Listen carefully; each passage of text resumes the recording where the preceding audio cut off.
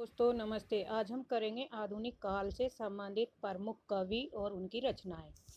Start करते हैं। द्विवेदी युग का प्रारंभ खड़ी बोली युग से हुआ है।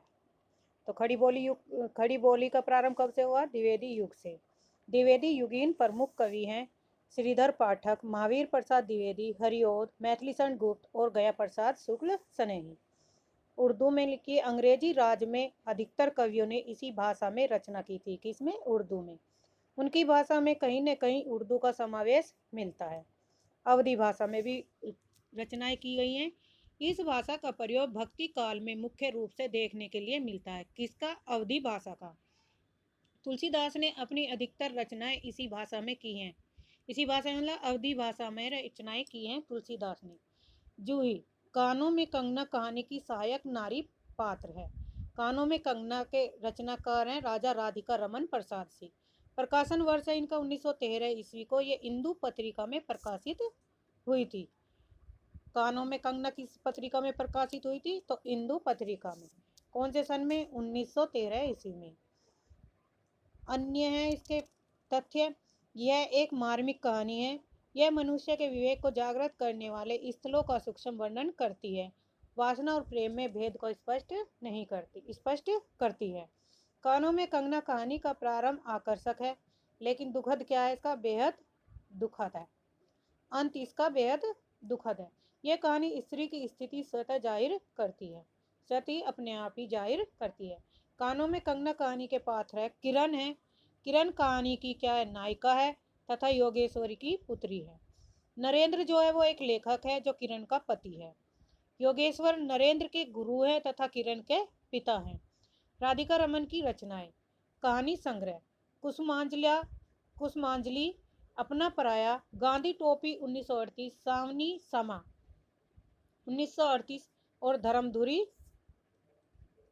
ये क्या है? इनके कहानी संग्रह है राधिका रमन जी के। अब है कहानियां।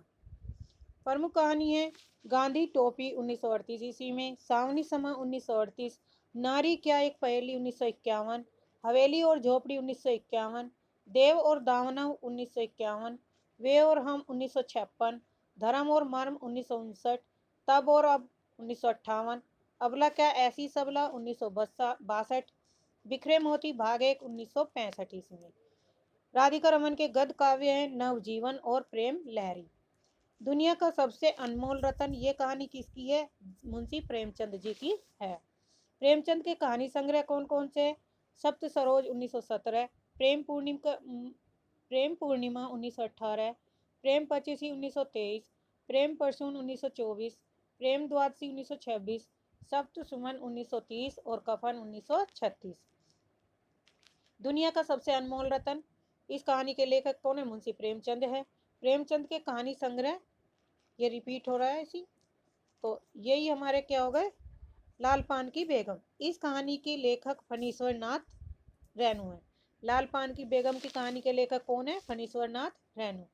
फणीश्वर नाथ रेणु के कहानी संग्रह है ठुमरी 1959, आदिम रात्रि की महक 1967, अग्निखोर 1973, एक श्रावणी दोपहर की धूप 1984, अच्छे आदमी 1986। आकाशदीप, इस कहानी के लेखक कौन है? जयशंकर प्रसाद जी। जयशंकर प्रसाद की कहानी संग्रह है छाया 1912, प्रतिध्वनि 1926, आकाशदीप 1928, आनी 1931, इंद्रजाल 1936। यही सच है। कहानी किसकी है? ये मनु भंडारी है। रचना का काल इनका समय है जो 1966 ईस्वी में। यही सच है कि रचनाकार कौन है? मनु भंडारी। और रचना काल किसका समय क्या है? 1966। यह एक विद्या प्रकार की कहानी है। इस कहानी में रजनीगंधा नाम से फिल्म भी बनी है। यह कहानी प्रेम के क्षण की सघन अनुभूति को सच्चाई के साथ प्रकट करती है। इस पर संबंधों को संस्कारगत मान्यताओं से अलग करके पढ़ने त्रिकोण को लेखिका ने नए संदर्भ में उतारा है। चारण दास चोर के रचनाकार कौन है? हबीब तनवीर। इनका समय काल है 1975 ईस्वी में। किसका? रचना काल। विद्या किस प्रकार की विद्या है? ये नाटक है। श्याम बेनेगल ने इस पर एक फिल्म भी बनाई थी। किस पे? चरण दास चोर पर। विजयदान देहता ने राजस्थानी लोक कथा के आधार पर कहानी लिखी।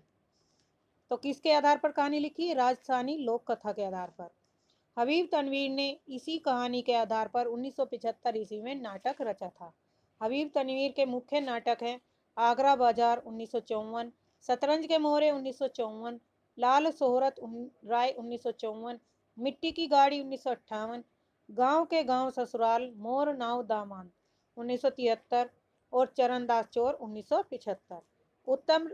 उत्तर रामचरित्र 1977, बहादुर कलारिन 1978, पोगा पंडित 1960, एक औरत हाई फेटिया भी थी 1980, जिस लाहौर में नहीं देखिया 1990, कामदेव का अपना बसंत ऋतु सपना 1993, टूटा हुआ पुल 1995, जहरीली हवा 2002 ईस्वी और राज रक्त 2006 ईस्वी में क्या इनके नाटक हैं? किसके? हबीब तनवीर के। अब है मनु भंडारी की रचनाएं। मनु भंडारी की रचनाएं मैं हार गई 1957, यही सच है 1966, एक फ्लैट सैलाब 1968, तीन निगाहों की एक तस्वीर 1968, त्रिशंकु 1978। दुविधा रचनाएं। इस दुविधा रचना के रचनाकार है विजयदान देहता। इन्होंने रूपायन संस्था की एक सह स्थापक थे। रूपायन संस्थान में क्या थे? सह स्थापक थे। दोजक की आग रचना के लेखक है पांडे बेचन शर्मा। उग्र की कहानी है ये। तीसरी कसम, इस कहानी के लेखक है फणीश्वर नाथ रैनू। इस कहानी पर फिल्म भी बन चुकी है। मलबे का मालिक, ये कहानी के लेखक है मोहन राकेश।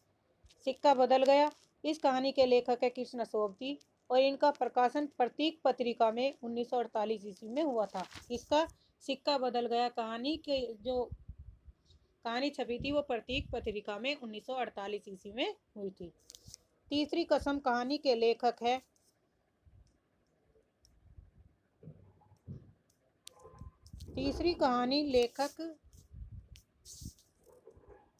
तीसरी कसम कहानी के अनुसार हीराबाई का संबंध मथुरा मोहन कंपनी रोहता कंपनी से हुआ। तीसरी कसम के रचनाकार है फणीश्वर नाथ रैनू। प्रकाशन वर्ष है इस रचना का 1956 ईस्वी में। यह एक कहानी है। इसमें पात्र है हीरामन और हीराबाई। मुख्य तथ्य बिंदु हैं। यह उनकी मारे गए गुलफाम पर आधारित कहानी है। इस कहानी पर 1966 ईस्वी में फिल्म भी बन चुकी है। हीरामन व हीराबाई इस कहानी के प्रमुख पात्र हैं। हीरामन एक देहाती ग्रामीण है जो बिहार के एक सुदूर गांव का बैलगाड़ी चालक है। हीराबाई मथुरा प्रसाद की नौटंकी में लैला का किरदार निभाती है। इस कहानी के पात्र हीरामन में 3 कस्में खाई थी। तो 3 कस्में किसने खाई थी? हीरामन ने। पहली कसम थी कि अब वो चोरी का माल गाड़ी में नहीं ले जाएगा क्योंकि पुलिस ने पकड़ लिया। दूसरी कसम थी कि उन्हें हीरामन को अपने बैलों की चिंता थी और उसने दूसरी कसम तब खाई जब किसी ने बैलगाड़ी पर लदनी लादे थे। तीसरी कसम तब खाई जब नौटंकी वाली बाई हीराबाई उसकी गाड़ी में बैठी जिससे उसे लगाव यानी कि प्रेम हो गया। फणीश्वर नाथ रैनू, इनका जन्म 1921 से 1977 ईस्वी में इनकी मृत्यु हुई। जन्म कब हुआ फणीश्वर नाथ रैनू का? 1921 में और मृत्यु 1977 में। कथा संग्रह है इनके ठुमरी 1958, एक आदिम रात्रि की महक 1967, अग्निखोर 1973, एक श्रावणी दोपहर की धूप 1984, अच्छे आदमी 1986 ईस्वी में। प्रसिद्ध कहानी है मारे गए गुलफाम, तीसरी कसम, एक आदिम रात्रि की महक, लाल पान की बेगम, पंच लाइट, तबले एकला चलोरे, ठेस और समंदिया। फणीश्वर नाथ रैनू को उनके उपन्यास मेला आंचल के लिए पद्मश्री सम्मान पुरस्कार भी दिया गया था। तो मेला आंचल के लिए उन्हें क्या मिला था? पद्मश्री पुरस्कार से सम्मानित किया गया था। यह गीत नाटक के आखिरी अंक छठे अंक में आता है। किसमें? ये भारतेंदु हरिश्चंद्र की क्या है? भारत दूरदशा नाटक से ली गई है। हरिश्चंद्र की का नाटक है भारतेंदु दूरदशा, इससे ये कथन लिए गए हैं। यह गीत नाटक के आखिरी छठे अंक में आता है। इसमें 6 अंक होते हैं। भारत भाग्य जब वन में प्रवेश करता है और भारत को पेड़ के नीचे सोता हुआ पाता है तब यह गीत गाता है। भारत दूरदशा नाटक 1800 ईस्वी में भारत तेंदु द्वारा लिखा गया है। इस नाटक में 6 अंक है। विषय: यह नाटक भारत की तत्कालीन राजनीतिक और सामाजिक दुर्दशा का प्रतीकात्मक चित्रण प्रस्तुत करता है। इसमें मुख्य पात्र है भारत दुर्दैव, भारत भाग्य, सत्यानाश, रोग, आलस, मदिरा, अंधकार और आदि हैं। अब आचार्य रामचंद्र शुक्ल की प्रथम सैद्धांतिक आलोचना काव्य में रहस्यवाद निबंध को माना जाता है। इनका प्रकाशन है 1929 ईस्वी में। आचार्य रामचंद्र शुक्ल की प्रमुख आलोचनात्मक कृतियां हैं गोस्वामी तुलसीदास, जायसी ग्रंथावली, भ्रमर गीतसार और रस मीमांसा। ये क्या है इनकी आचार्य रामचंद्र शुक्ल के प्रमुख आलोचनात्मक कृतियां हैं। अब महादेवी वर्मा, अतीत के चलचरित्र के रचनाकार का नाम है महादेवी वर्मा है।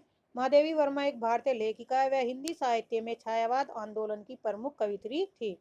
महादेवी वर्मा की कविता में निहार 1930, रश्मि 1932, नीरजा 1934, संध्या गीत 1936 और शामिल हैं। और ये सभी यामा जो 1940 में एकत्रित हैं, संग्रहित हैं। तो महादेवी वर्मा की रचनाओं की ट्रिक है नरनी,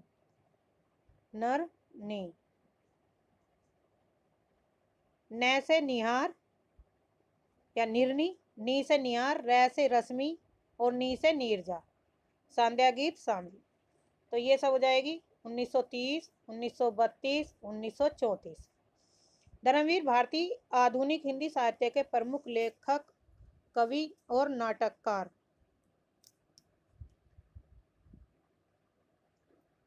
धर्मवीर भारती आधुनिक हिंदी साहित्य के प्रमुख लेखक, कवि, नाटककार और सामाजिक विचारक थे। और धर्मवीर भारती की कृतियां हैं मुर्दों का गांव, स्वर्ग और पृथ्वी, चांद और टूटे हुए लोग, बंद गली का आखिरी मकान, सास की कलम। मनु भंडारी हिंदी की सुप्रसिद्ध कहानीकार थी और इनकी कृतियां हैं मनु भंडारी की एक फ्लैट सैलाब, मैं हार गई, तीन निगाहों की एक तस्वीर, यही सच है, तिरशंकु, आंखों देखा झूठ। उपेंद्र नाथ अश्क उर्दू और हिंदी के प्रसिद्ध कथाकार तथा उपन्यासकार थे। इनकी कृतियां हैं गिरती दीवारें, शहर में घूमता आईना, गरम राख, सितारों के खेल, 70 श्रेष्ठ कहानियां, जुदाई की शाम के गीत, काले सहार। अब है श्रीकांत वर्मा की प्रमुख रचनाएं। दिन आरंभ 1968, माया दर्पण 1967 और जल साधर 1973। केदारनाथ सिंह की प्रमुख रचनाएं हैं अभी बिल्कुल अभी 1960, जमीन पक रही है 1980, यहाँ से देखो 1983, अकाल में सारस 1988, उत्तर कबीर और अन्य कविताएं 1995, बाग 1996, तालिस्तान और साइकिल 2005, सृष्टि पर पहरा 2014। विनोद कुमार शुक्ल के कविता संग्रह हैं लगभग जय सिंह, जय हिंद 1971, वह आदमी चला गया नया गरम कोट पहनकर विचार की तरह 1981, सब कुछ होना बचा रहेगा 1922, अतिरिक्त नहीं 2000 ईस्वी, कविता से लंबी कविता 2001 ईस्वी में, आकाश धरती को खटखटाता है 2006 ईस्वी में, 50 कविताएं 2011 ईस्वी में, कवि के बाद अभी 2012 ईस्वी में, कवि ने कहा चुनी हुई कविताएं 2012 ईस्वी में और प्रतिनिधि कविताएं 2013 ईस्वी में। तो ये थी विनोद कुमार शुक्ल के कविता संग्रह। अब शेखर राजेश जोशी के काव्य संग्रह। समर गाथा एक लंबी कविता है। एक दिन बोलेंगे पेड़, मिट्टी का चेहरा, नेपथ्य में हंसी, दो पंक्तियों के बीच। ये क्या है? काव्य संग्रह है राजेश जोशी के। अरुण कमल, नए इलाके में काव्य संग्रह के लिए 1998 ईस्वी में साहित्य अकादमी पुरस्कार मिला था। तो अरुण कुमार को किसके लिए साहित्य अकादमी पुरस्कार मिला था? नए इलाके में काव्य संग्रह के लिए सन 1998 में। श्रीकांत वर्मा को मगध काव्य संग्रह के लिए 1987 ईस्वी में साहित्य अकादमी पुरस्कार मिला। केदारनाथ अग्रवाल को अकाल में सारस 1989 में कृति के लिए साहित्य अकादमी पुरस्कार मिला और 2013 ईस्वी में भारतीय ज्ञानपीठ पुरस्कार भी मिला। इन्हें व्यास सम्मान, मैथिलीशरण गुप्त सम्मान और भारत भारती सम्मान भी मिले थे। विनोद कुमार शुक्ल, दीवार में एक खिड़की के लिए साहित्य अकादमी पुरस्कार मिला किसे? विनोद कुमार शुक्ल को। सन 1979 ईस्वी में नौकर की कमीज नाम से उनका उपन्यास आया, जिस पर फिल्मकार मनी कौल ने इसी नाम से फिल्म बनाई। राजेश जोशी,